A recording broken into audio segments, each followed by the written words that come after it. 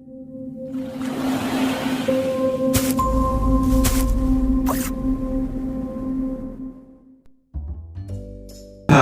anak-anak hebat semua, kembali lagi dalam channel Tempat Belajar.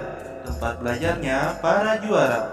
Bagaimana kabar kalian semua? Semoga dimanapun kalian berada, kalian selalu sehat, tetap ceria, dan masih semangat belajar tentunya. Nah anak-anak hebat semua, sebelum kita lanjut ke pelajaran kita kali ini, jangan lupa di subscribe dulu ya, agar anak-anak tidak ketinggalan video-video terbaru dari channel Tempat Belajar. Halo anak-anak hebat semua, kali ini kita akan belajar mata pelajaran IPAS kelas 4 SD, bab 1 Tumbuhan Sumber Kehidupan di Bumi. Topik C1, proses penyerbukan. Nah anak-anak, simak baik-baik ya penjelasan materi kita kali ini. Semoga bermanfaat dan dapat diimplementasikan dalam pembelajaran di sekolah. Nah anak-anak semua, adapun tujuan pembelajaran kita kali ini, yang pertama, peserta didik bisa mengidentifikasi bagian-bagian bunga dan fungsinya. Yang kedua, peserta didik bisa mendeskripsikan cara perkembangbiakan tumbuhan berbunga. Jadi anak-anak, pada topik C kali ini kita akan membahas tentang perkembangbiakan tumbuhan. Nah, bagaimana tumbuhan berkembang biak ya? Bagaimana cara tumbuhan menyebarkan bijinya? Mengapa tumbuhan perlu menyebarkan bijinya? Untuk menjawab pertanyaan-pertanyaan tadi, marilah kita sama-sama membahas materi kita pada kali ini. Nah anak-anak, ayo kita baca percakapan berikut ini. Sejuk sekali ya udara di hutan. Siapa yang menanam pohon-pohon ini? Mengapa tumbuhan ini bisa tumbuh menyebar di hutan ini? Benar juga ya, padahal tumbuhan kan tidak bisa bergerak. Apakah tumbuhan di hutan ditanam oleh manusia? Jika tidak, lalu bagaimana tumbuhan bisa tumbuh tersebar di mana-mana? Siapa yang menanamnya? Bagaimana cara tumbuhan berkembang biak dan perbanyak jenisnya? Nah, jadi anak-anak, pada tumbuhan berbunga, perkawinan atau generatif terjadi saat proses penyerbukan. Penyerbukan yaitu bertemunya benang sari atau alat kelamin jantan pada bunga dengan putik atau alat kelamin betina pada bunga. Setelah itu akan terjadi proses pembuahan, yaitu peleburan sel jantan dan sel telur. Setelah pembuahan terjadi, bunga akan layu dan gugur, diikuti perkembangan bakal biji menjadi biji yang dilindungi oleh kulit. Tumbuhan memerlukan bantuan untuk penyerbukan seperti dari serangga, angin, bahkan manusia. Pada perkembangbiakan vegetatif atau tidak kawin, keturunan dihasilkan dari satu induk. Hasilnya, keturunan memiliki sifat identik dengan induknya. Biasanya terjadi karena ada modifikasi akar, batang, atau daun. Contoh vegetatif alami. Yang pertama ada tunas. Pada tumbuhan seperti pisang dan bambu, batang yang ada dalam tanah dapat berkembang membentuk tunas. Tunas akan tumbuh dekat dengan induknya dan tumbuh menjadi tanaman baru. Ada juga tunas yang tumbuh di tempat selain itu sehingga disebut tunas liar atau tunas adventif. Contohnya pada tanaman cucur bebek dan sukun. Contoh vegetatif alami yang kedua, ada spora. Tanaman paku menggunakan spora untuk berkembang biak. Letak spora ada di bagian bawah tumbuhan. Spora yang jatuh di tempat yang cocok akan tumbuh menjadi tanaman yang baru. Contoh vegetatif alami yang nomor 3, ada umbi. Bagian ini sebenarnya adalah cadangan makanan yang disimpan dalam batang atau akar. Jika umbi ini ditanam, maka dapat keluar tunas baru. Contoh, kentang atau umbi batang, singkong atau umbi akar, dan bawang merah atau umbi lapis. Vegetatif buatan. Manusia mengembangkan vegetatif buatan untuk menghemat waktu, cepat memberikan hasil, dan mempunyai sifat yang sama dengan induknya. Contoh vegetatif buatan selain setek dan mencangkok. Vegetatif buatan yang pertama adalah sambung.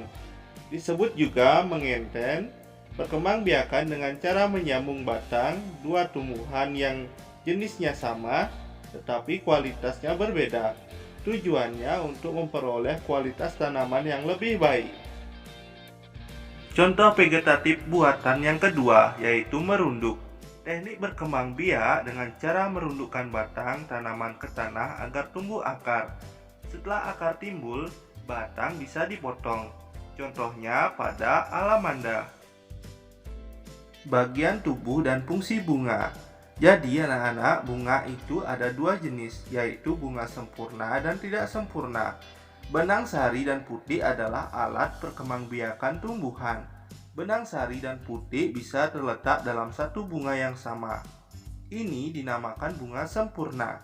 Namun ada bunga yang benang sari dan putih terpisah dalam bunga yang berbeda. Ini disebut bunga tidak sempurna. Nah, anak-anak bisa lihat bagian dari bunga sempurna.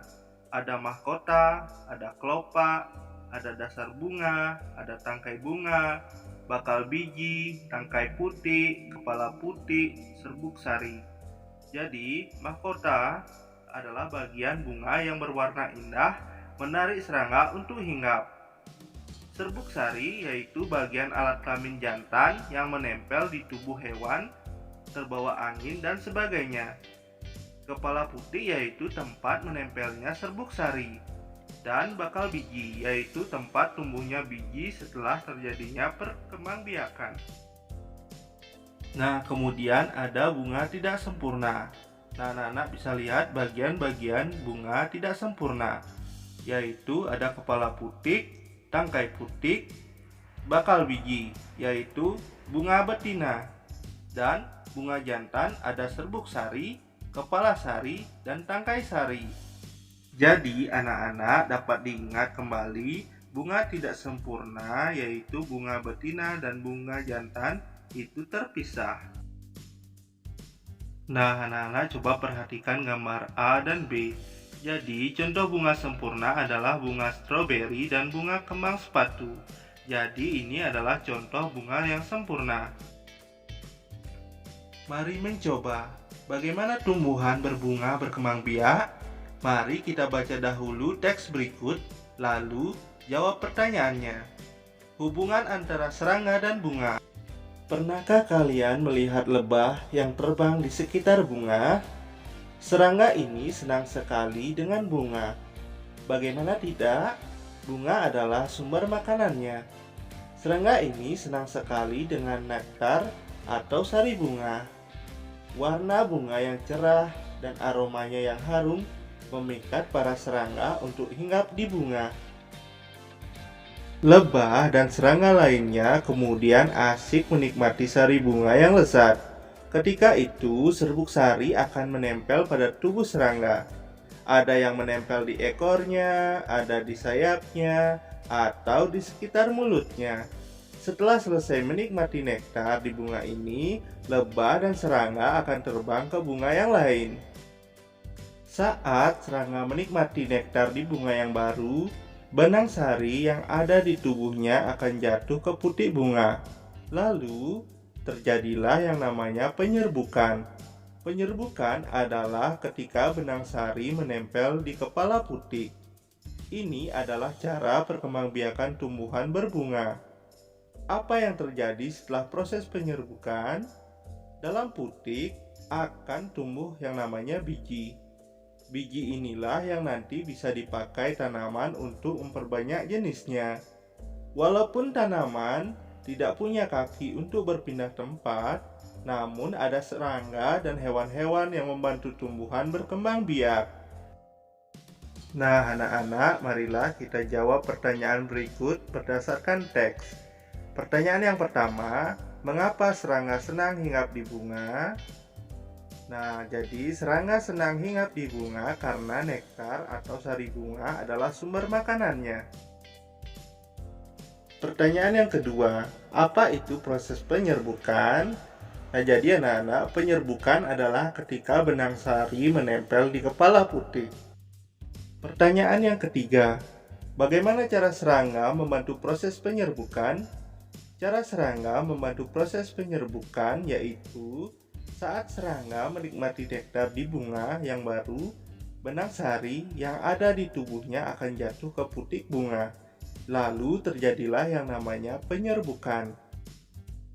Pertanyaan selanjutnya, apa yang terjadi pada bunga setelah proses penyerbukan? Setelah proses penyerbukan dalam putik akan tumbuh yang namanya biji. Biji inilah yang nantinya bisa dipakai tanaman untuk memperbanyak jenisnya.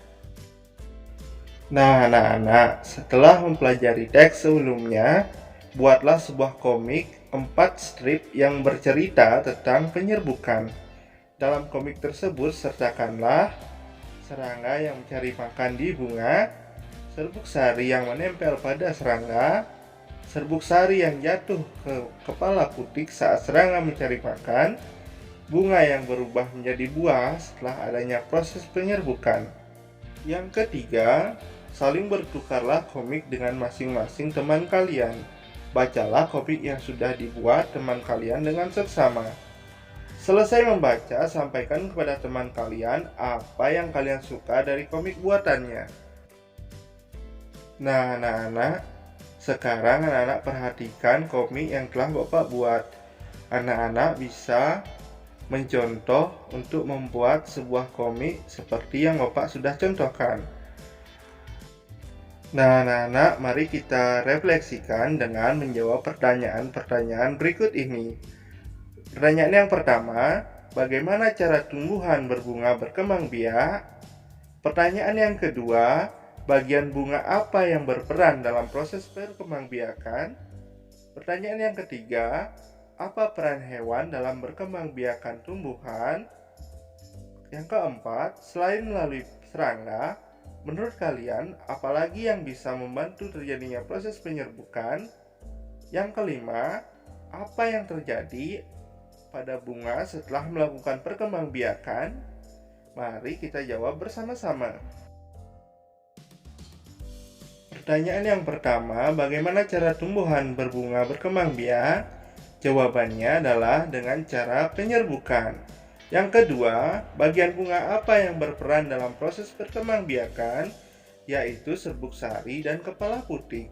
Yang ketiga, apa peran hewan dalam perkembangbiakan tumbuhan? Jawabannya adalah membantu proses penyerbukan. Hewan pemakan nektar membantu menempelnya serbuk sari di kepala putik. Yang keempat, selain melalui serangga, menurutmu apalagi yang bisa membantu terjadinya proses penyerbukan? Bisa melalui burung dan angin. Yang kelima, apa yang terjadi pada bunga setelah melakukan perkembangbiakan? Jawabannya adalah bunga akan berkembang menjadi biji atau buah. Nah, anak-anak hebat semua, berakhir sudah pembelajaran kita kali ini ya. Semoga melalui video tadi anak-anak bisa mengerti dan memahaminya ya. Jangan lupa like, comment, share ke teman-teman kalian, dan juga subscribe channel ini agar anak-anak tidak ketinggalan video-video selanjutnya. Sampai ketemu di video selanjutnya ya. Bye-bye.